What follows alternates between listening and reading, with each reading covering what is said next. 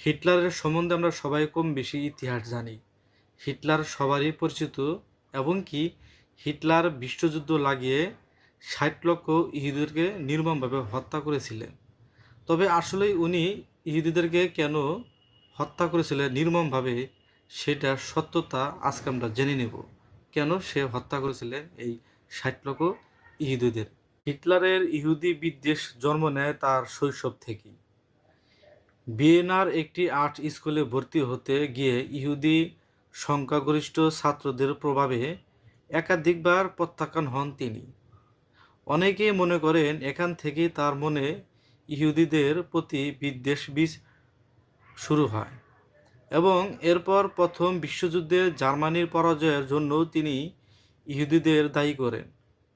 তার বিশ্বাস ছিল ইহুদিরাই রাষ্ট্রযন্ত্র উৎখাত করে জার্মানিকে দুর্বল করে দেয়।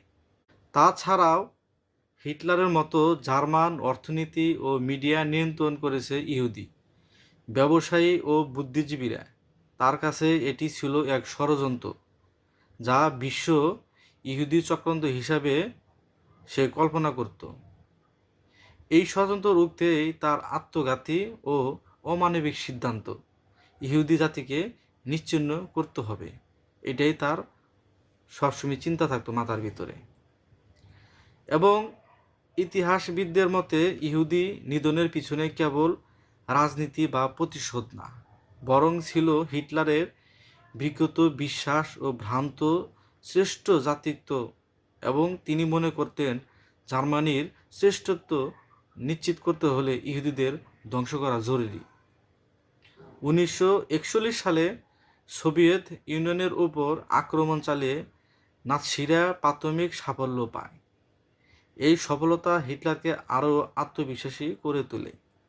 তিনি বিশ্বাস করতেন এবং শুরু করেন এখন আর তার পথে কেউ দাঁড়াতে পারবে না।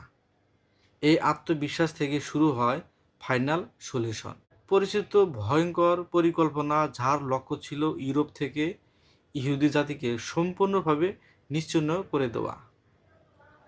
এই নিষ্ঠুর হত্যাযজ্ঞ থামে 1945 সালে এপ্রিল মাসে, যখন নাৎসি বাহিনী হেরে যায় এবং হিটলার আত্মহত্যা করেন।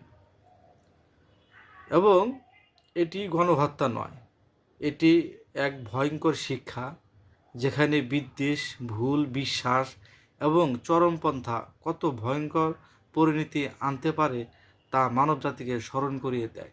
তবে আনুমানিক ৬০ লক্ষ ইহুদিকে হত্যা করা হয়েছিল 1939 সাল থেকে 1945 সালের মধ্যে। ইতিহাসে এই গণহত্যা হলো কষ্টদায়ক নামে পরিচিত। তবুও দেখেন, এত কিছু করার পরও হিটলার লাস্ট পর্যন্ত নিজের কাছে সে আত্মসমর্পণ করে এবং নিজের কাছে সে হেরে যায়। অর্থাৎ হিটলার শেষ মুহূর্তে সে নিজে আত্মহত্যা করেন।